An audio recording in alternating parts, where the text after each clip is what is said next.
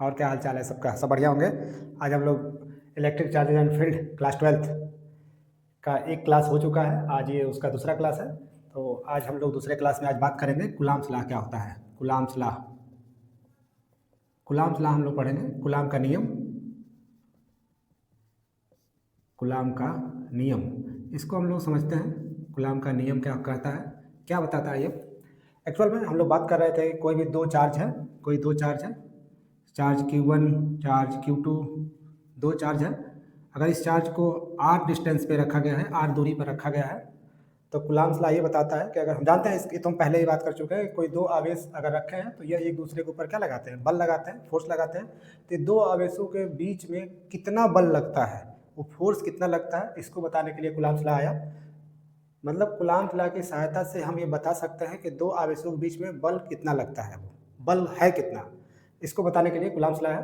Coulombs law क्या कहता है, इस नियम के अनुसार, यहाँ पे लिख लें एक लाइन, इस नियम के अनुसार, इस नियम के अनुसार दो स्थिर बिंदु आवेशों के मध्य लगने वाला आकर्षण या प्रतिकर्षण बल दोनों आवेशों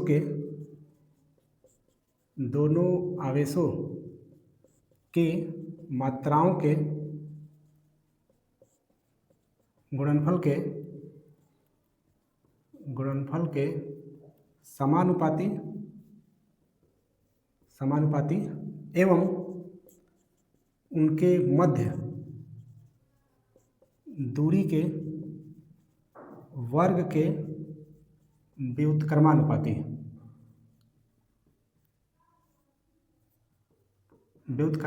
होता है। क्या है इसका मतलब, यहाँ पे समझ लें। यहाँ पे हम लोग बात कर रहे हैं कि अगर कोई दो आवेश है, एक आवेश Q1 एक आवेश Q2, इसके बीच अगर इसको r दूरी पर रखा गया है, यहाँ पे है, अगर इसको समझें तो कूलाम्स का जो नियम है वो ये बताता है कि ये जो दो आवेश हैं, इन दोनों आवेशों के बीच में जो बल कार्य करता है, यानी इन दोनों के बीच में जो बल है, वो बल जो है, पहला कह रहा है दो बिंदु आवेशों के मध्य आकर्षण या प्रतिकर्षण बल। ये हम लोग पहले जानते हैं कि कोई दो आवेश है, उस आवेश के बीच में आकर्षण बल भी हो सकता है और प्रतिकर्षण बल भी लगता है। वो डिपेंड करता है आवेश के नेचर पे। अगर दोनों समान प्रकार का आवेश है तो प्रतिकर्षण, और दोनों विपरीत प्रकार के आवेश है, एक प्लस और एक माइनस है, तो आकर्षण ही हम लोग जानते हैं। तीसरी यहाँ लिखा गया है कि बल आकर्षण और प्रतिकर्षण दोनों का हो सकता है। कह रहा है कि इस मात्राओं के गुणनफल के, यानी जो आवेश है जैसे Q1 Q2, इन दोनों के गुणनफल के समानुपाती होता है कौन, इन दोनों के बीच में लगने वाला बल, पहला रिलेशन। दूसरा कह रहा है एवं उनके मध्य दूरी के वर्ग के व्युत्क्रमानुपाती, यानी इसके बीच की जो दूरी है, दूरी का वर्ग करें और उसका क्या व्युत्क्रमानुपाती 1/r² के क्या है, समानुपाती होता है कौन, इन दोनों के बीच में लगने वाला बल।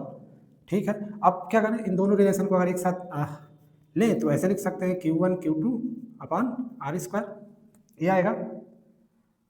यहाँ पे आ गया दोनों आवेशों के बीच लगने वाला बल। अगर इस समानुपात को हटाएं तो यहाँ पे क्या आता है, एक नियतांक आता है, तो यहाँ एक नियतांक के Q1 Q2 अपॉन r², ये एक हमको फार्मूला मिला यहाँ पे, जहाँ के क्या है, एक समानुपातिक नियतांक है जिसे स्थिर वैद्युत नियतांक कहा जाता है। के क्या है, जहाँ के एक नियतांक है जिसे स्थिर विद्युत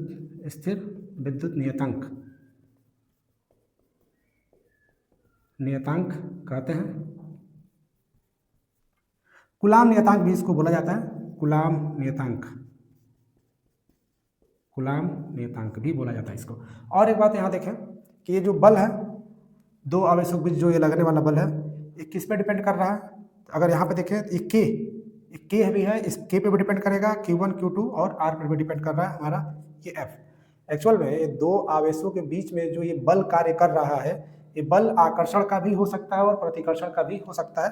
अगर इस बल को हमको निकालना हो तो F = K Q1 Q2 upon r² से क्या कर सकते हैं, हम निकाल सकते हैं। दोनों आवेशों को यहाँ रखेंगे और उसके बीच के जो डिस्टेंस होगा उसको यहाँ रखेंगे, और ये नियतांक है। अभी हम लोग इसके बारे में बात करेंगे कि क्या होता है, तो इसको यहाँ तक लिख लें। एक बात यहाँ ध्यान रखने की है कि दो आवेशों के बीच में जो ये बल कार्य कर रहा है, ये बल F, इस बल को क्या कहते हैं? ये जो बल होता है, इस बल का एक नाम है जिसको हम लोग बोलते हैं स्थिर विद्युत बल। स्थिर विद्युत बल, इलेक्ट्रोस्टैटिक फोर्स, इलेक्ट्रोस्टैटिक फोर्स, या इसी को हम लोग कूलाम फोर्स भी बोलते हैं। क्या बोलते हैं?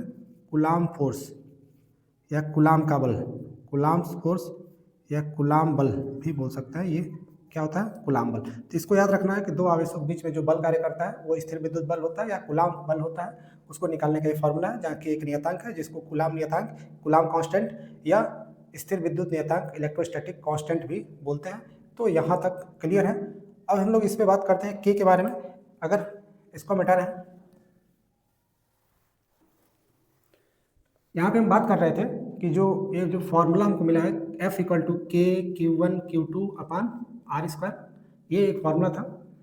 यहाँ तक हम लोग अभी बात किए थे। अब इसमें बात करते हैं जहाँ के एक नियतांक है।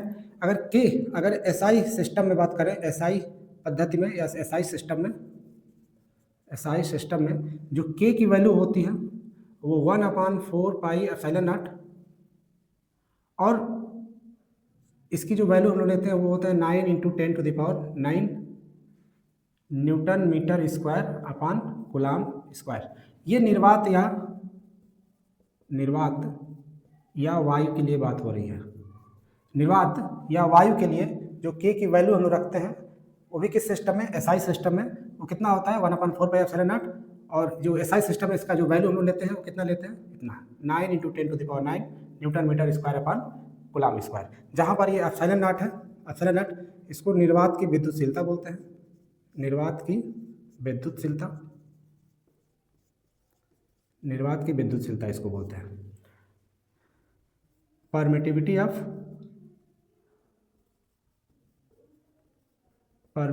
ऑफ फ्री स्पेस,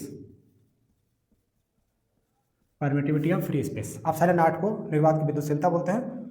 और अगर इसकी बात करें कि इसकी जो वैल्यू बात कर लें तो इसकी वैल्यू होता है 8.85 × 10⁻12 और इसका मात्रक होता है c² upon newton metre square, यानी coulomb square upon newton metre square. अभी हम इसका मात्रक भी निकाल देखते हैं, इतना ही आएगा। जैसे निकाल भी लेते हैं अभी एप्सिलॉन नॉट का मात्रक। एक तो इसके पहले एक बात और, जैसे अगर हम इसको यहाँ पुट कर दें तो F इक्वल टू कितना आ जाएगा? F इक्वल टू हमारा आ जाएगा 1/4 pi epsilon nought Q1 Q2 upon R square. ये ध्यान देना है कि अगर कोई दो चार्ज हमारा पास, कोई Q1 और Q2, कोई दो चार्ज अगर कहाँ रखे गए हों? निर्वात में रखे गए हों। अगर निर्वात में रखे गए हों, या वायु बोल सकते हैं, या वायु में रखे हैं, या वायु, दोनों केस में यही कंडीशन मिलता है हमको। अगर ऐसे रखे गए हैं तो इन दोनों के बीच में जो बल कार्य करता है वो बल कितना होगा हमारा? वो बल F equal to 1/4 pi epsilon nought Q1 Q2 upon R square के बराबर होगा। और 1/4 पाई एप्सिलॉन नॉट की जो वैल्यू है वो हम कितना ले सकते हैं? 9 × 10⁹ ये याद रखना है। कुछ वैल्यू है, इसको याद रखना है, कुछ मान है, इसको याद रखेंगे तभी न्यूमेरिकल आएगा, तो ये समझने में थोड़ी आसानी होगी। वहाँ न्यूमेरिकल बहुत इजीली कर पाएंगे। यहाँ तक ठीक है।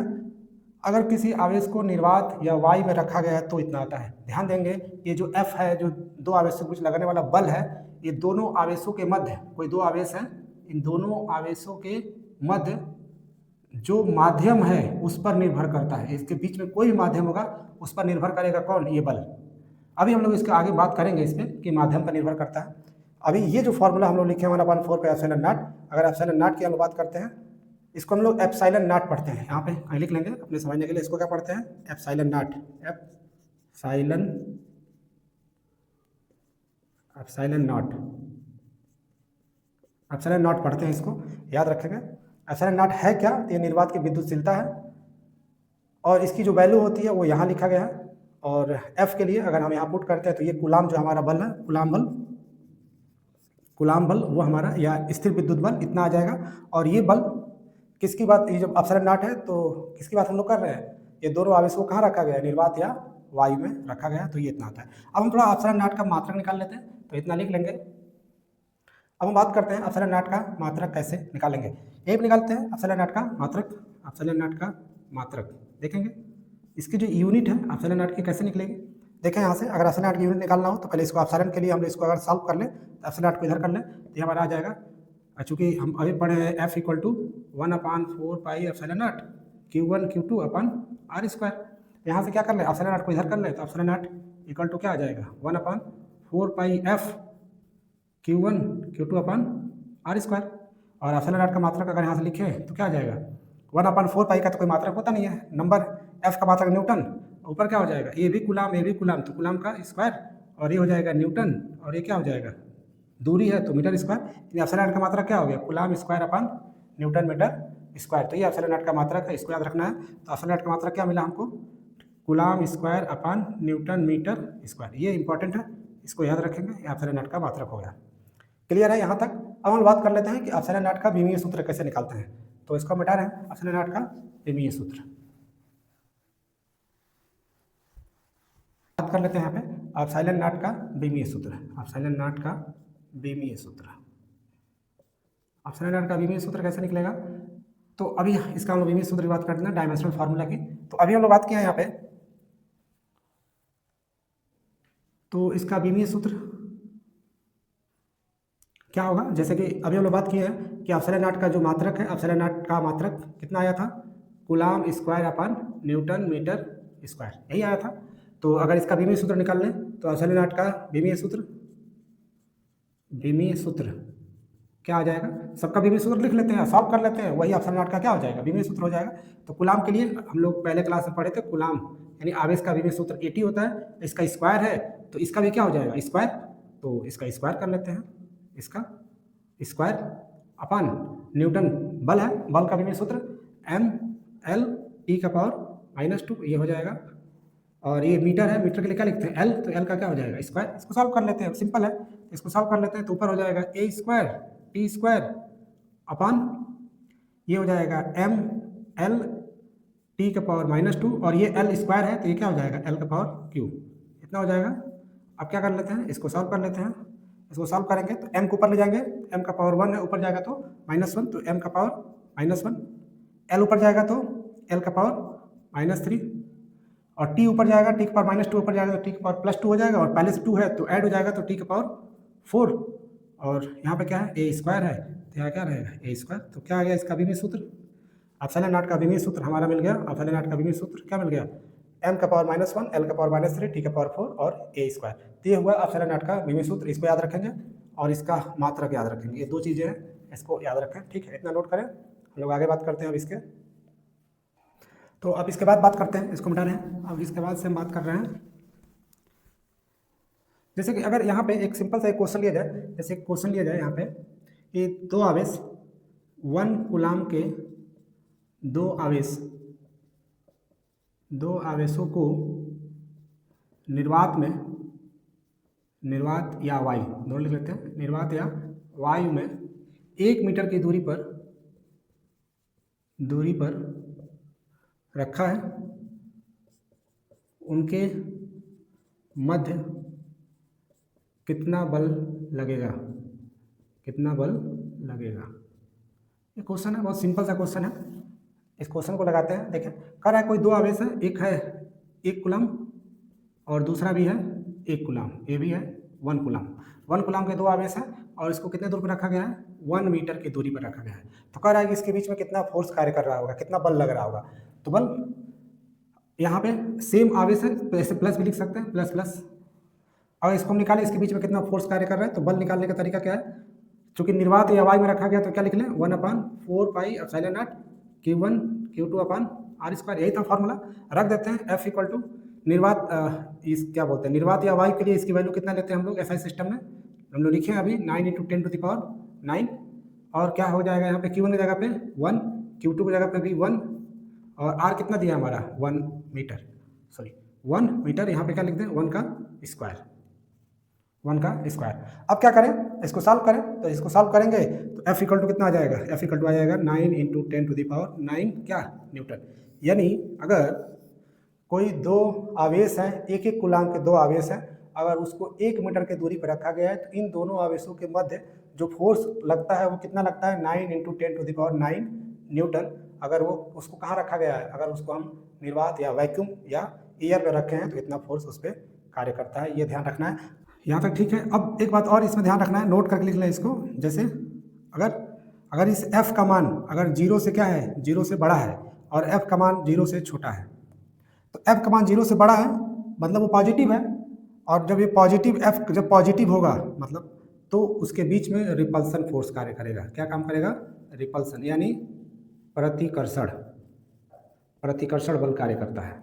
और यदि f 0 से छोटा है यानी ये निगेटिव आएगा, और इसमें क्या काम करेगा? इसमें दोनों के बीच में अट्रैक्शन फोर्स कार्य करेगा। अट्रैक्शन यानी आकर्षण बल, आकर्षण।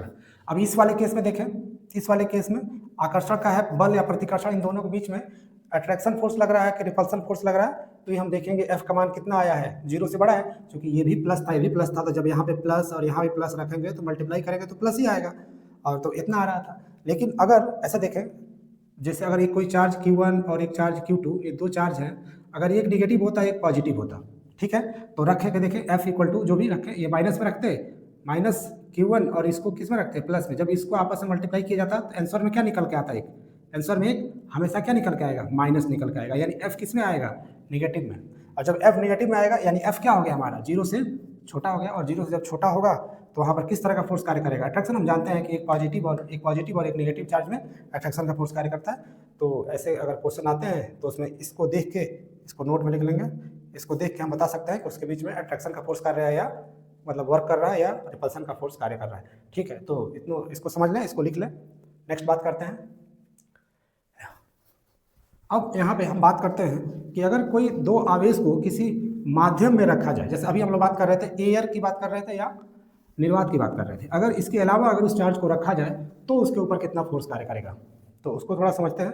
जैसे नोट कर कैसे लिखे इसमें, जैसे कि कोई दो चार्ज है, एक Q1 और एक Q2। अभी हम लोग बात किए हैं दो चार्ज Q1 Q2 को अगर r दूरी पर रखा गया है, कहाँ पर?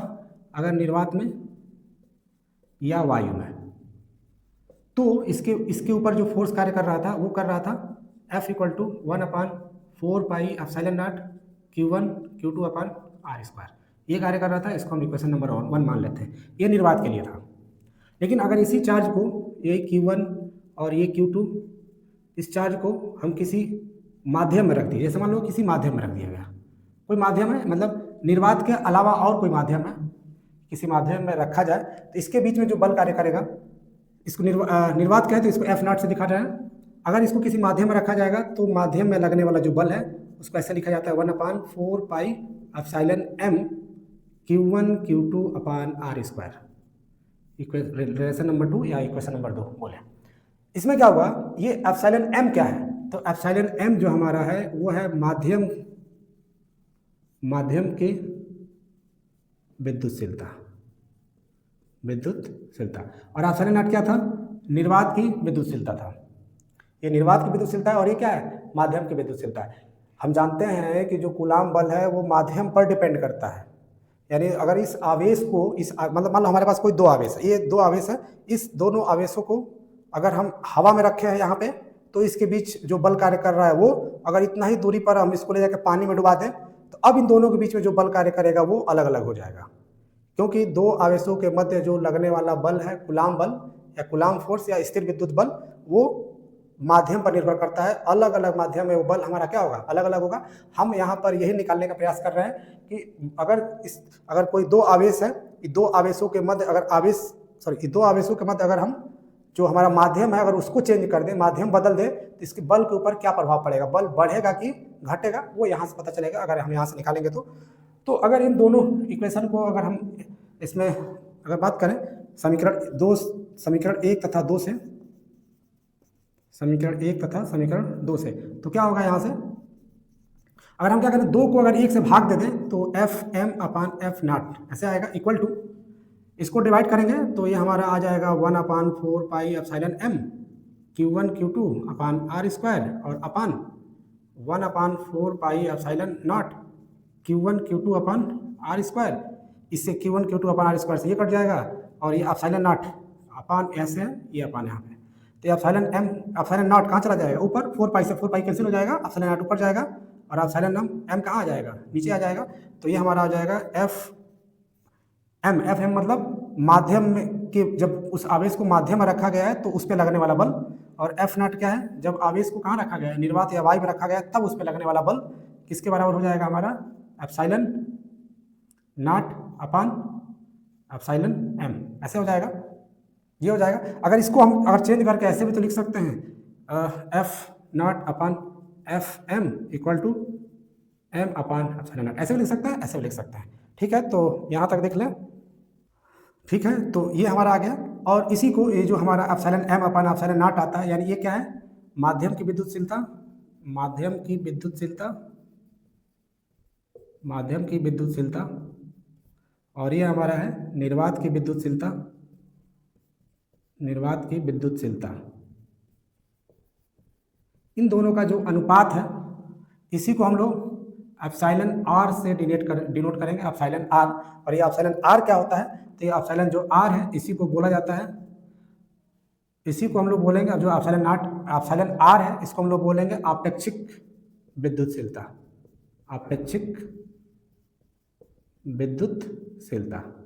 ये क्या होता है इसके बारे में बात करते हैं थोड़ा, कि आपेक्षिक विद्युतशीलता का रिलेटिव परमिटिविटी क्या है, रिलेटिव परमिटिविटी, रिलेटिव परमिटिविटी ये क्या होता है इसके बारे में हम लोग बात करते हैं। यहाँ तक नोट करें। अब यहाँ से हम लोग कुछ कंडीशन देखते हैं कि कब बल कम होगा और कब बल ज़्यादा होगा, तो यहाँ तक लिख लें, यहाँ तक नोट कर लें। अब बात हम इसमें करते हैं, इसको मिटा रहे हैं। ये रिलेटिव परमिटिविटी क्या है, क्योंकि यहाँ पे रिलेटिव परमिटिविटी की बात करें, रिलेटिव परमिटिविटी आपेक्षिक विद्युतशीलता, आपेक्षिक विद्युतशीलता या आपेक्षिक विद्युतशीलता, या इसी को डाइलेक्ट्रिक कांस्टेंट बोला जाता है, परावैद्युतांक भी बोला जाता है, डाइलेक्ट्रिक कांस्टेंट, परावैद्युत नियतांक, परावैद्युत नियतांक भी बोला जाता है। ठीक है, ये क्या होता है इसको थोड़ा समझ लें कि इसका क्या मतलब है। परावैद्युत नियतांक का मतलब यह है, जो हमारा रिलेटिव परमिटिविटी होता है वो यही है कि माध्यम की विद्युतशीलता और निर्वात की विद्युतशीलता का जो अनुपात होता है, माध्यम की विद्युतशीलता,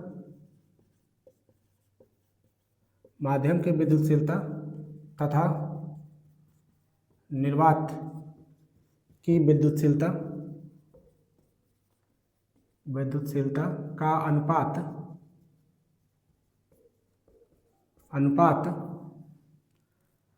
आपेक्षिक विद्युतशीलता के बराबर होता है, का अनुपात आपेक्षिक, ऐसे भी लिख सकते हैं, आपेक्षिक विद्युतशीलता कहलाता है, आपेक्षिक विद्युतशीलता कहलाता है। इसका क्या मतलब है इसको थोड़ा समझते हैं, शीलता कहलाता है,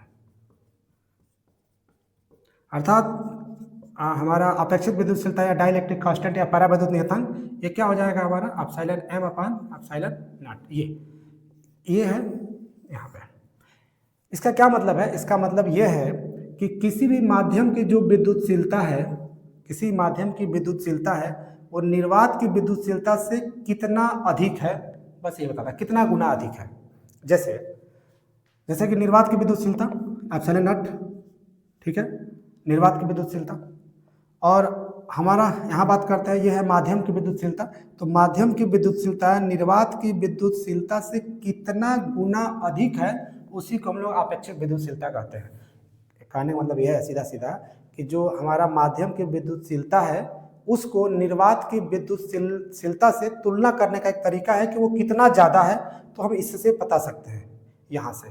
ठीक है, इसको यहाँ ध्यान देंगे। जैसे अगर यहाँ कहा जाए कि जैसे इसकी बात करता है कि ये जो हमारा अपेक्षित विद्युतशीलता है अलग अलग मटेरियल के लिए अलग अलग होगा। अभी हम लोग बात करते हैं किसके लिए कितना होता है। एक बात और, अगर इसका मात्रक पूछ दे कि एप्सिलॉन आर का मात्रक क्या होता है, मात्रक, तो याद रखेंगे इसका मात्रक नहीं होता है, मात्रक नहीं होता, इसका मात्रक नहीं होता है। क्यों नहीं होता है, कोई पूछ दे कि क्यों नहीं होता है तो क्या बताएंगे, क्योंकि ये यहाँ पर क्या है हमारा, ये भी हमारा क्या है विद्युतशीलता है और ये भी विद्युतशीलता है। दो विद्युतशीलता का क्या है, ये अनुपात है। जब दो समान तरह की क्वांटिटी का क्या है, ये अनुपात है, तो इसका कोई मात्रक नहीं होगा। इसका मात्रक दोनों एक दूसरे से कट कैंसिल हो जाएंगे, तो इसका मात्रक क्या होगा, इसका कोई मात्रक नहीं होगा। तो इसको याद रखेंगे। एक बात और, यहाँ से हम चाहे तो ऐसे भी लिख सकते हैं एप्सिलॉन आर इक्वल टू ये epsilon M upon epsilon nought equal to, ये भी तो लिख सकते हैं जैसे यहाँ पे था, तो इसको क्या लिख सकते हैं, F not upon F M, ऐसे भी लिखा जा सकता है। तो इसको याद रखें ये चीज़। अब यहाँ पर यहाँ तक तो क्लियर होगा। इसके बारे में बात कर लेते हैं कि किस किस मटेरियल के लिए एप्सिलॉन आर यानी हमारा जो रिलेटिव परमिटिविटी है किस माध्यम के लिए कितना होता है। जैसे यहाँ देखें, एप्सिलॉन आर की बात करना है, इसको याद रखेंगे। ये इंपॉर्टेंट है जो अभी हम बात कर रहे हैं यहाँ पे, कि जो एप्सिलॉन वायु या निर्वात के लिए, वायु व निर्वात के लिए जो एप्सिलॉन आर है वो 1 के बराबर होता है। यानी अगर हम बात कर लें हमारा जो हमारा अपेक्षित विद्युतशीलता है वो वायु या निर्वात के लिए कितना होता है, 1 होता है। अगर हम बात करें यहाँ पे कि पानी के लिए, जल के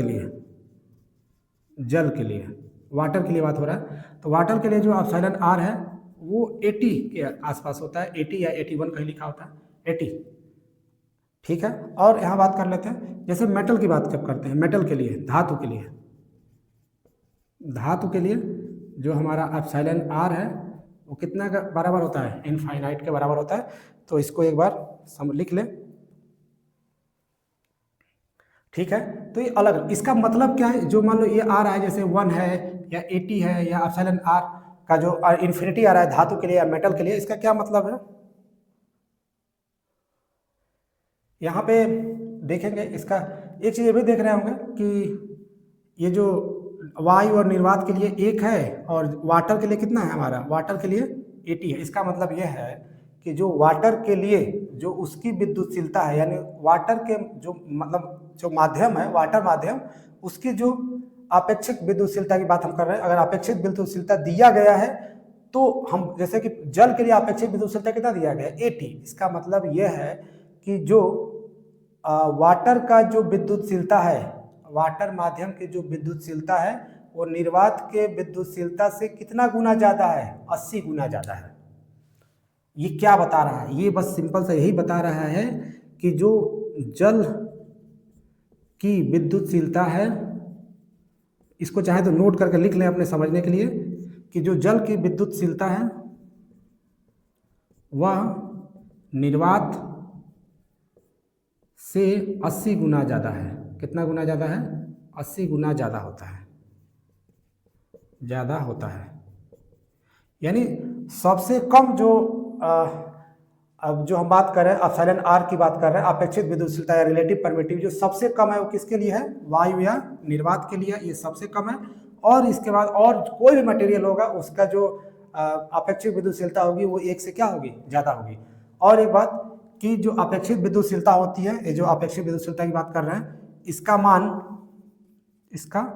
मान 1 से कम नहीं होता है, मान 1 से कम नहीं होता है, 1 से कम नहीं होता है। सबसे कम किसका होता है, सबसे कम किसके लिए, वायु या निर्वात के लिए। एक्चुअल निर्वात के लिए 1 होता है और वायु के लिए 1.0001 इतना होता है, लेकिन उसको भी हम 0 ही मतलब 1 ही कंसिडर करते हैं। तो वायु और निर्वात के लिए हम दोनों के लिए 1 लिखे हैं यहाँ पे।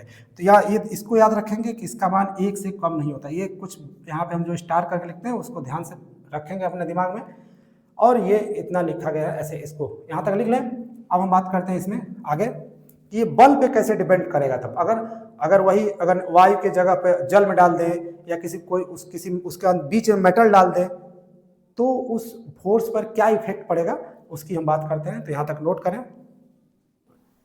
इसको बता रहे हैं पहले, फिर बात करते हैं। जैसे देखें यहाँ पे, अब यहाँ से थोड़ा समझते हैं। जैसे यहाँ पे आया है, यहाँ से एक नोट करके लिखेंगे, इसको नोट करके अपने समझने के लिए लिखेंगे भी। यहाँ पे आया है epsilon R equal to F ये upon equal to F not upon F M. F not क्या है, निर्वात में 2 आवश्यक बीच लगने वाला बल और माध्यम में 2 आवश्यक बीच लगने वाला बल, और इन दोनों को हम एक साथ लें तो यहाँ से अगर हम ऐसे निकाल लें, ऐसे epsilon R equal to F not upon F M, ऐसे भी लिख सकते हैं, ठीक है। और इसको अगर इधर लेके जाएं, इसके साथ मल्टीप्लाई कर दें तो ये हमारा हो जाएगा F nought equal to F nought, sorry यहाँ पे हम क्या लिख सकते हैं, यहाँ पे तो गलत हो, यहाँ पे हम क्या बात कर सकते हैं, जब इसको हम यहाँ भेज दें तो इसको इधर कर लें तो ये हमारा आ जाएगा F M equal to F not upon epsilon R. ये एक फॉर्मूला ऐसे निकलेगा, या इसी को हम ऐसे भी लिख सकते हैं F nought equal to epsilon R into F M, ऐसे भी लिखा जा सकता है। इसका क्या मतलब है थोड़ा इसको समझते हैं, यहाँ से क्लियर होगा कि बल कब कम होगा। तो यहाँ पे देख रहे होंगे, यहाँ से देखें, यहाँ से अगर इसको समझें, हम जानते हैं कि इस एप्सिलॉन आर का मान सबसे कम किसके लिए होता है, वायु और निर्वात के लिए। एप्सिलॉन आर का मान सबसे कम किसके लिए है, वायु या निर्वात के लिए सबसे कम, अभी लिखे थे 1 होता है। और हम जानते हैं कि जब ये नीचे की जो क्वांटिटी है अगर ये बढ़ेगी, जितनी ये ज़्यादा होगी उतना ये क्या होगा, कम होगा। यहाँ से देखें, अगर ये घटेगा, अगर ये क्या होगा, घटेगा, तो ये हमारा जो यहाँ पर बल है वो हमारा बल क्या होगा, बढ़ेगा, ये बल बढ़ेगा। जब ये घटेगा तो ये बढ़ेगा। लेकिन यहाँ देख रहे हैं कि ये सबसे कम किसके लिए है, निर्वात या वायु के लिए है। तो जब ये निर्वात वायु के लिए सबसे कम है, अगर यहाँ पर एप्सिलॉन आर की जगह पर अगर हम 1 रखेंगे, जब यहाँ 1 रखेंगे तब एफ एम कितना आ जाएगा हमारा, एफ एम एफ नॉट के बराबर आ जाएगा। यानी निर्वात में बल, लगने वाला बल और माध्यम में लगने वाला बल आपस में बराबर होगा। मतलब कहने का मतलब कि वो जो माध्यम वो क्या हो गया, निर्वात ही हो गया। लेकिन अगर इस एप्सिलॉन आर का मान बढ़ जाए, जैसे कि 80 हो जाए, जैसे कि जल के लिए बात कर लें, जल के लिए एप्सिलॉन आर बराबर कितना है, 80, ठीक है।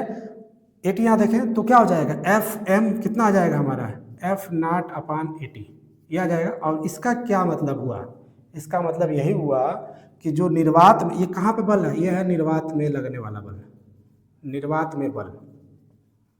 और ये किस में है, जल में बल। जल जो माध्यम है जिसमें वाटर है, जल के मतलब जल माध्यम में बल, माध्यम में बल क्या हो जाएगा, निर्वात में जितना बल था उसमें हम 80 से डिवाइड करेंगे तब हमको क्या मिलेगा, जल में अगर उसी को, जैसे ये कोई 2 आवेश था, अगर ये वायु में रखा गया है तो इसके ऊपर अगर बल एफ नॉट लग रहा है, अगर इसी को हम जल में डाल दिए तो अब जो यहाँ बल लगेगा वो कितना कम हो जाएगा, 80 से डिवाइड करेंगे तभी आएगा। यानी बल क्या हो गया हमारा, घट गया। बल हमारा क्या हो गया, घट गया। कितना घट गया हमारा, 1/80 टाइम्स क्या हो गया, घट गया। तो इसको याद रखना है एक बात, अगर इसको हम ऐसे लिख दें एक नोट करके, यानी 2 आवेशों के मध्य जो लगने वाला बल है वो सबसे ज़्यादा कहाँ पे लगता है, निर्वात में, और किसी माध्यम में वो बल क्या हो जाता है, घट जाता है। यानी कहने का मतलब ये है, ऐसे समझ लें कि अगर कोई 2 आवेश है, एक आवेश Q1 एक आवेश Q2, अगर इसको R दूरी पे रखा गया है, ठीक है, अगर ये निर्वात में है, समझो यहाँ से नोट करके ऐसे लिखेंगे, अगर ये निर्वात में है, निर्वात यानी इसके बीच में क्या है, निर्वात है या एयर है या वायु भी ले लें, इसके बीच में वायु है, तब इसके बीच में जो बल लगेगा, इसके बीच में जो बल लगेगा वो सबसे ज़्यादा होगा, सबसे ज़्यादा। लेकिन अगर इसी आवेश के मध्य, जैसे ये आवेश है, इसके मध्य जो इसकी डिस्टेंस है, अगर हम क्या कर दें, इसके बीच में कोई मटेरियल डाल दें, जैसे कोई और मटेरियल डाल दें, एयर और निर्वात के अलावा कोई और मटेरियल अगर इसके बीच में आ जाए, यहाँ पर मान लो कोई एक मटेरियल आ गया, जैसे कोई भी एक मटेरियल हो जिसका जो एप्सिलॉन आर है, यानी उसकी जो अपेक्षित विद्युतशीलता है, अगर वो मान लो 30 है, मान लेते हैं ऐसे, अगर मान लें, माना वो कितना है, 30 है, तब अब इन दोनों आवेशों के बीच जो लगने वाला बल है, पहले मान लें कि अगर इसके बीच पहले लग रहा था बल F नॉट, पहले F नॉट बल लग रहा था, इन दोनों के बीच में वो बहुत सबसे ज़्यादा था वही। अब इसके बीच में कोई माध्यम लेके आएंगे तो इसका बल क्या होगा, घटेगा। लेकिन क्वेश्चन ऐसे पूछता है कि अगर कोई 2 आवेश है, उसके मध्य अगर कोई एक पदार्थ या कोई भी एक मटेरियल डाला गया है जिसका जो अपेक्षित विद्युतशीलता है वो 30 है, तो बताइए कि इसके बीच में अब बल कितना हो जाएगा। तो जितना बल था इसका कितना हो जाएगा, इसका 30 से डिवाइड कर देंगे तो अब इसके बीच लगने वाला, इस माध्यम में लगने वाला बल क्या हो जाएगा, मिल जाएगा। वही बात तो यहाँ बताई जा रही है, तब से वही तो यहाँ बताया जा रहा है कि अगर एप्सिलॉन नॉट क्या होगा, बढ़ेगा। देखो एप्सिलॉन आर क्या हो गया, बढ़ेगा। तो जितना ये बढ़ेगा इसका बल उतना क्या होगा, घटेगा। तो यही चीज़ है। तो यहाँ से एक बात क्लियर हो गई कि दो आवेश अगर निर्वात में रखे गए हैं तो इनके बीच जो लगने वाला बल है वो सबसे ज़्यादा होता है। अगर इस आवेश को हम किसी और मटेरियल में लेके जाएंगे तो इसके बीच जो लगने वाला बल है वो घटेगा। कितना घटेगा ये डिपेंड करेगा उस माध्यम के अपेक्षित विद्युतशीलता पर। उस माध्यम की अपेक्षित विद्युतशीलता जितनी ज़्यादा होगी उसके बीच लगने वाला बल उतना कम होगा। ठीक है, तो इस बात को याद रखना है, यहाँ तक नोट कर लें। ठीक है, तो अब हम लोग बात करते हैं vector forms of Coulomb's law, यानी कूलॉम के नियम का सदिश रूप। कूलॉम के नियम का सदिश रूप, vector form of Coulomb's law. Coulomb's law यानी कूलॉम के नियम का सदिश रूप। कूलॉम के नियम का सदिश रूप लिख लेंगे। कूलॉम के नियम का सदिश रूप, यानी अब हम लोग सदिश रूप की बात कर रहे हैं। कूलॉम के नियम का सदिश रूप। कूलॉम का या के जो भी, कूलॉम के नियम का सदिश रूप क्या है। सदिश रूप का वेक्टर फॉर्म कैसे लिखेंगे, तो जैसे देखें, मान लो कि यहाँ पर एक चार्ज है Q1 और यहाँ पे एक चार्ज है Q2। इसके मध्य अगर डिस्टेंस अगर r है, इसके बीच में अगर बल लग रहा है तो ऐसा समझे जैसे कि अगर ये Q1 इस Q2 पे बल लगाएगा, अगर ऐसे मान लेंगे, अगर दोनों प्लस प्लस अगर लिया गया है ऐसे मान ले, तो अगर ये Q1 इस Q2 बल किधर लगाएगा, कि अपनी तरफ खींचेगा नहीं, क्योंकि ये भी प्लस है ये भी प्लस है, तो इसको क्या करेगा, रिपेल करेगा, दूर भगाएगा। तो इसको इधर तरफ क्या करेगा, इसके इधर तरफ बल लगाएगा, इधर बल लगाएगा। किसके कौन बल लगाया, Q1 Q2 पे बल लगाया। तो इसको एक लिखने का तरीका है फोर्स ऑन 2/1। फोर्स ऑन 2 जो यहाँ लिखा होता है वो होता है ऑन, और जो इधर लिखा होता है वो होता है बाई, जिसके द्वारा लगाया गया है। एक तरीका है ऐसे लिखने का। तो ये इसके ऊपर इधर बल लगाया और ये इसके ऊपर किधर बल लगाएगा, इधर बल लगाएगा। कितना ये बल लगाएगा, तो ये फोर्स ऑन 1/2, फोर्स ऑन 1/2 एक तरीका है। अगर इसमें करना क्या है, सिंपल सा बात है कि ये इसके ऊपर कितना बल लगाया और ये इसके ऊपर कितना बल लगाया, ये दोनों बलों को अगर हम निकाल लें तो देखें, जैसे कि हम बात करें F12 ये वेक्टर फॉर्म की बात कर रहे हैं। इसमें वेक्टर फॉर्म इसके सदिश रूप में ये बल कितना होगा, ये इसके ऊपर कितना बल लगाएगा भाई, Q1 Q2 अपन r² के बराबर। तो ये हमारा क्या होगा, अगर ये निर्वात में रखे गए तो ऐसे लिख सकते हैं 1/4πε0। या इसको हटा के अगर हम डायरेक्ट यहाँ पे k ही लिखते हैं, अभी k Q1 Q2 upon r², और इसके साथ क्या लिख सकते हैं, ये तो बल है। अब ये जो है इसके ऊपर बल लगा रहा है, ये इसके ऊपर बल लगा है, तो इसका डायरेक्शन इधर है।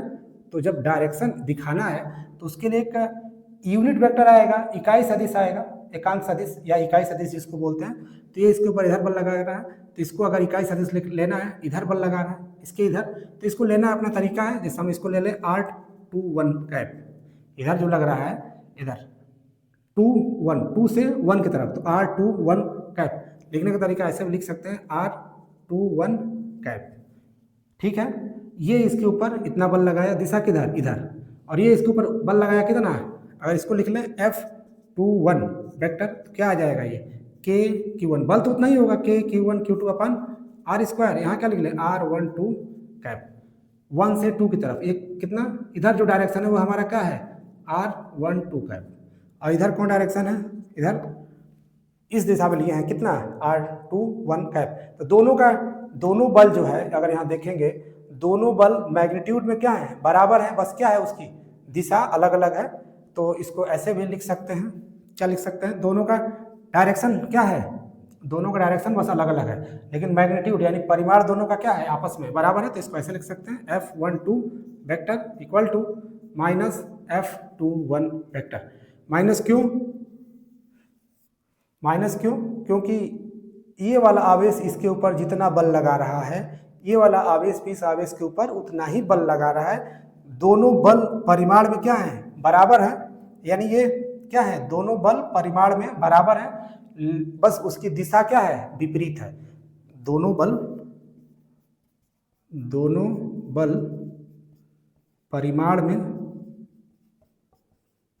में बराबर है, परंतु दोनों की दिशा क्या है? विपरीत है, दिशा विपरीत है। यानी जब कूलाम्स बल लगता है, जब कूलाम बल किसी अगर कोई आवेश है, दोनों आवेश अगर एक दूसरे पे बल लगा रहे हो, तो एक आवेश दूसरे आवेश पे जितना बल लगाता है, दूसरा आवेश भी पहले आवेश पर उतना ही बल लगाता है, बस दोनों की दिशा क्या होती है?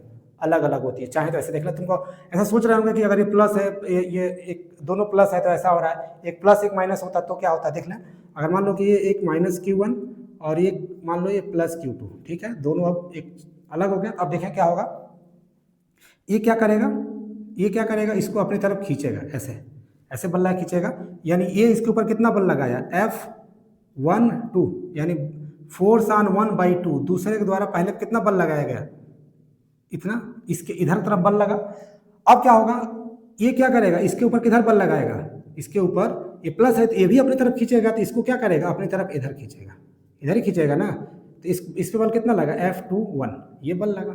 तो ध्यान से देखें, ये जो दोनों बल है, दोनों बल आपस में ये बराबर होंगे हमेशा, और इन दोनों बल की जो दिशा होगी वो क्या होगी? विपरीत होगी, चाहे दोनों प्लस आवेश हो चाहे दोनों माइनस आवेश हो। तो इसको याद रखना है, ये रहा हमारा। इसको और भी तरीका होता है, अगर हम जानते हैं कि इसको अगर वेक्टर के रूप में बदल दें, तो इसको जैसे यूनिट वेक्टर इक्वल टू क्या होता है, चाहे तो वैसे भी कर सकते हैं, बुक में वैसे भी लिखा रहता है, जैसे हम जानते हैं ना, ऐसे A इक्वल टू होता है वेक्टर A/mod(A), ऐसे भी लिखते हैं, ऐसा भी लिखा जाता है। तो अब चाहे तो इसकी जगह पे वैसे भी लिख सकते हैं, इसके जगह पे हम वेक्टर के रूप में भी लिख सकते थे, ऐसे इस रूप से भी, ठीक है। बस यही बहुत है, इतना इसको ध्यान रखें। बस इसमें जरूर इतना याद रखेंगे कि दो आवेशों के बीच जो बल लगता है वो एक दूसरे पे बराबर बल लगाते हैं, बस दिशा उसकी क्या होती है? विपरीत होती है, ठीक है। अब हम लोग बात करते हैं इसमें थोड़ा सा कि limitation of coulombs law. Coulombs law के लिमिटेशन क्या है? कूलाम्स लॉ कहाँ तक कूलाम्स लॉ लग सकता है? कोई आवेश कितने दूर या कितने पास तक रखे जाएं तो उसके ऊपर कूलाम्स लॉ लग जाए, तो उसकी बात करते हैं। कूलाम्स लॉ कब वैलिड है, कहाँ तक कूलाम्स लॉ को हम लगा सकते हैं, ठीक है। तो इतना नोट कर लें। अब यहाँ बात करते हैं कि limitation of coulombs law. Limitation of coulombs law, यानी कूलाम्स लॉ की सीमाएं क्या है? कूलाम के नियम की सीमा है, कूलाम के नियम की सीमाएं हैं। कूलाम के नियम की सीमाएं क्या है? देखिए, इसमें पहला, जब आवेश विरामावस्था में हो, जब आवेश हमारा क्या होगा? विरामावस्था में होगा, यानी जब हमारा चार्ज क्या होगा? रेस्ट में होगा। व्हेन चार्ज एट रेस्ट, जब आवेश रुका हुआ होगा तभी हम कूलाम के नियम को लगा सकते हैं, यानी दो आवेशों के बीच जो लगने वाला बल है उस फॉर्मूले को हम कब लगाएंगे? जब आवेश हमारा क्या हो? रेस्ट में हो। दूसरी बात, जब आवेश जो हम लोग लेते हैं वो पॉइंट मास हमको पॉइंट चार्ज लेना पड़ेगा। क्या लेना पड़ेगा? पॉइंट चार्ज, यानी बिंदु आवेश पर ही ये लगता है। किस पर लगता है? बिंदु आवेश पर। ये बिंदु आवेश पर ही लगता है। कौन सा नियम? कूलाम का नियम। बिंदु आवेश मतलब जो ये हम लोग आवेश लेते हैं, ये आवेश जैसे ये Q, ये बिंदु आवेश होने चाहिए। बिंदु आवेश, पॉइंट चार्ज होने चाहिए, उसी पे इसको लगाया जा सकता है। जैसे कि अगर मान लो कि इतना बड़ा सा कोई गोला है, इतना बड़ा, एक इतना बड़ा गोला है, एक इतना बड़ा गोला है, अगर इसको बहुत दूर रख दिया जाए तो देखेंगे तो दूर से भी तो पॉइंट चार्ज ही जैसे दिखेंगे। तो कहने का मतलब कि दो अगर आवेश से बहुत दूर रखे गए, अगर ये बड़े भी आवेश भी हैं तो इसको भी हम लोग पॉइंट चार्ज कंसीडर कर लेते हैं। कहने का मतलब सीधा यही है कि इस पॉइंट चार्ज अगर हम कंसीडर कर रहे हैं तभी इस नियम को हम क्या कर सकते हैं? लगा सकते हैं। तो दूसरा बात ये रहा। तीसरी बात इसमें याद रखेंगे कि दो आवेशों को अगर हम बहुत पास रख दें, जैसे मतलब एक आवेश ये है, एक Q1 और एक है एक Q2, ऐसे रखा गया, और इसके जो बीच का डिस्टेंस है R, जो यहाँ पे जो R की बात होती है, जो दूरी है, वो दूरी हमेशा 10⁻⁻15 मीटर से बड़ा होना चाहिए। ये 10⁻⁻15 मीटर, ये जो दूरी है वो इससे अगर बड़ी है तभी हम वहाँ कूलाम के नियम को लगा पाएंगे। और ये जानते हैं साइज ऑफ न्यूक्लियस होता है, नाभिक का ये क्या है, साइज है। इसको 1 फर्मी भी कहा जाता है, 1 फर्मी इक्वल टू होता है 10⁻⁻15 मीटर, ये भी बोला जाता है। यानी अगर इसके बीच की दूरी अगर 10⁻⁻15 मीटर से ज़्यादा है वहीं पर कूलाम्स लॉ लगता है। बल की जो हम लोग बात कर रहे हैं उसमें ये 3 लिमिटेशन याद रखेंगे कि कूलाम का बल कब लगता है, जब आवेश क्या हो, विरामावस्था में हो, यानी चार्ज क्या हो, रेस्ट में हो। अगर आवेश चल रहे हो तो उस पर हम ये नियम नहीं लगा पाएंगे। दूसरा किसकी लगाते हैं, पॉइंट चार्ज के लगाते हैं। तीसरा जो दो आवेशों के बीच की जो दूरी है वो इससे ज़्यादा होनी चाहिए। कितनी ज़्यादा होनी चाहिए, कितना भी ज़्यादा हो सकता है वो, लेकिन इससे कम नहीं होना चाहिए। अगर इससे कम हो गया तो कूलाम्स लॉ वहाँ पर नहीं लगेगा। तो ये रहा कूलाम्स के बाद कूलाम के नियम की हम लोग बात कर रहे थे। तो ये कूलाम के नियम के कुछ क्या है, यहाँ पे कुछ लिमिटेशन है, तो इसको लिख लें। इसमें कोई डाउट हो तो ज़रूर बताएं, कमेंट करें आप लोग। कोई भी दिक्कत है, कोई प्रॉब्लम है या कोई टॉपिक समझ में नहीं आया, कोई भी डाउट हो तो कमेंट में उसको ज़रूर बताएं। कमेंट हम देखेंगे तो उस पर ज़रूर बात करेंगे कि कोई भी समस्या हो तो उसको हम लोग समाधान करने की कोशिश करेंगे। ठीक है, तो यहाँ तक हो गया। अब यहाँ पे एक टॉपिक है उसको समझ लेते हैं। वो है, हम बात करें अगर जैसे कि ये ग्रेविटेशनल फोर्स और ये इलेक्ट्रोस्टैटिक फोर्स में क्या कंपेयर है, मतलब इन दोनों के बीच में हम कैसे कंपेयर कर सकते हैं। तो यहाँ पे हम बात करें जैसे कि ग्रेविटेशनल फोर्स और इलेक्ट्रोस्टैटिक फोर्स की बात कर लें, अगर इलेक्ट्रोस्टैटिक फोर्स या इसी को क्या बोल रहे हैं, कूलाम फोर्स, इसी को हम लोग कूलाम फोर्स भी बोल रहे हैं। ठीक है, या इसको इन दोनों में क्या मतलब हम लोग यहाँ अंतर की बात नहीं कर रहे हैं, कंपेयर कर रहे हैं दोनों को यहाँ पे हम क्या कर रहे हैं, कंपेयर कर रहे हैं। अगर इन दोनों की तुलना करें, इन दोनों की कि ग्रेविटेशनल फोर्स और इसको क्या बोलते हैं, गुरुत्वाकर्षण बल, और यह है स्थिर विद्युत बल। ये जानते होंगे, यह है हमारा गुरुत्वाकर्षण बल और यह है स्थिर विद्युत बल। इन दोनों में क्या हम कैसे तुलना कर सकते हैं, तो थोड़ा इनकी तुलना देखें। इसको हम लोग पढ़े होंगे क्लास 11th में। इसमें क्या था कि ये जो बल होता है ग्रेविटेशनल फोर्स, ये अट्रैक्शन, ये केवल कैसा बल होता है, आकर्षण का बल होता है। ये आकर्षण बल होता है। ये हम जानते हैं दो मास होता था, कोई दो मास हो M1 और M2, इसके बीच में जो बल कार्य करता था वो बल कैसा बल होता था, आकर्षण बल होता था, अट्रैक्शन फोर्स होता था। लेकिन यहाँ पे जब बात करते हैं यहाँ पर, तो दो आवेश हैं, एक Q1 और एक Q2, इसके बीच में जो फोर्स कार्य करता है, ये बल, ये हमारा क्या हो सकता है, ये आकर्षण भी हो सकता है, आकर्षण या प्रतिकर्षण दोनों होता है। आकर्षण या प्रतिकर्षण दोनों में से कोई भी हो सकता है, वो डिपेंड करता है इस चार्ज पे। क्योंकि हम जानते हैं कि यहाँ जो चार्ज होता है वो हमारा क्या है, यहाँ पे जो हम चार्ज की बात करते हैं, यानी जो चार्ज, वो हमारा चार्ज क्या होता है, नेगेटिव चार्ज, और क्या होता है, एक पॉजिटिव चार्ज होता है। तो जब नेगेटिव होता है, मतलब समान होता है, तो प्रतिकर्षण, एक प्लस एक माइनस हो जाता है तो आकर्षण हो जाता है। लेकिन यहाँ पर ऐसा नहीं है। हम लोग जब मास की बात करते थे, यहाँ पे मास की बात करते थे, द्रव्यमान की, तो द्रव्यमान को केवल हम लोग पॉजिटिव कोई भी एक लेते हैं, जैसे पॉजिटिव ही हम लेते हैं, नेगेटिव की बात नहीं करते। तो इसमें केवल मास हमारा पॉजिटिव की बात करते हैं। यहाँ पॉजिटिव नेगेटिव दोनों होता है, इसलिए आकर्षण और प्रतिकर्षण होता है। और ये हमारा बल कैसा होता है, हमेशा, ये हमेशा आकर्षण बल होता है। तो ये हम लोग बात किए थे।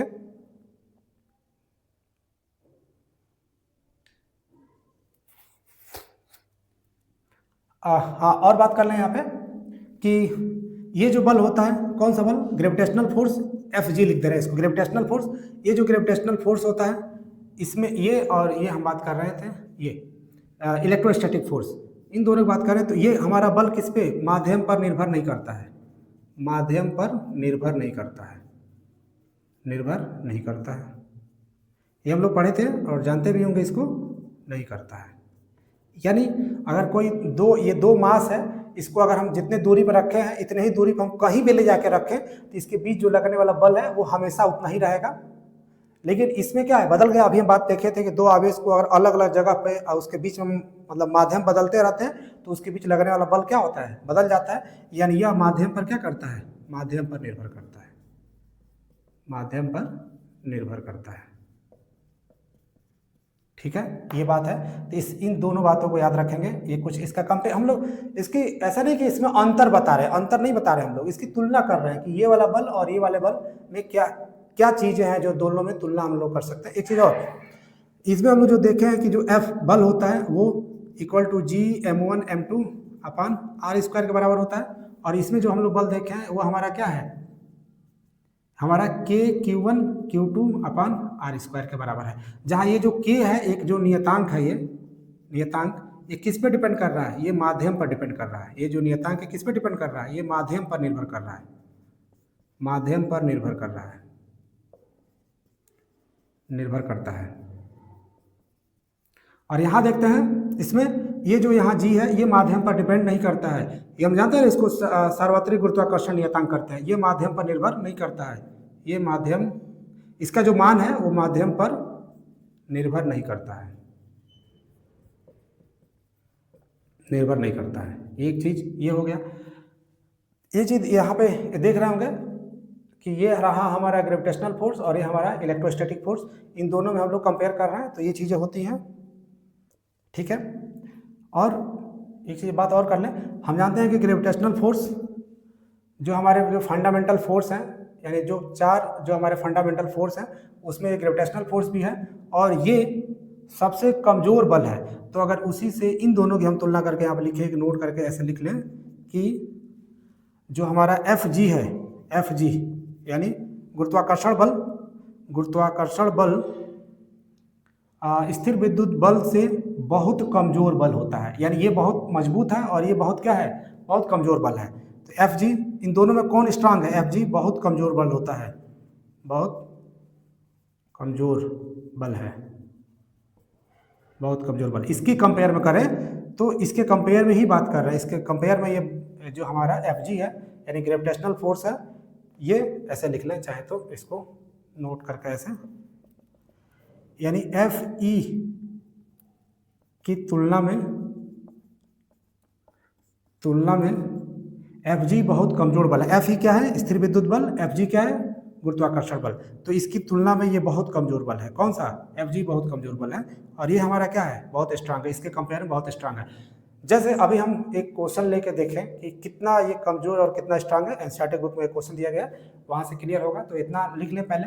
अब हम बात करते हैं कि ये कितना कमजोर बल है, उसको देखें थोड़ा। अब हम बात करते हैं कि ये हमारा इलेक्ट्रोस्टैटिक फोर्स और ये हमारा ग्रेविटेशनल फोर्स यानी गुरुत्वाकर्षण बल और स्थिर विद्युत बल में अभी हम देखे हैं कि जो हमारा स्थिर विद्युत बल है वो गुरुत्वाकर्षण बल के तुलना में बहुत मजबूत बल है। कितना मजबूत है, ऐसे एक क्वेश्चन या एक ऐसे नोट करके इसको समझ लें। जैसे कि अगर एक प्रोटॉन है, दो प्रोटॉन है, अगर इसको r डिस्टेंस पे रखा गया है, r डिस्टेंस पे रखा गया है, तो अगर यहाँ पर हम Fe निकालें यानी इलेक्ट्रोस्टैटिक फोर्स निकालें और Fg भी निकालें यानी गुरुत्वाकर्षण बल भी निकालें, तो दोनों को जब हम निकालते हैं तो ये आता है 10 के पावर 36, 10 के पावर 36। यानी जो हमारा Fe है अगर इससे भाग देने पर भी कितना आ रहा है, 36, यानी इसकी तुलना में कितना गुना ज़्यादा बड़ा है, ये 10 के पावर 36 टाइम्स बड़ा है।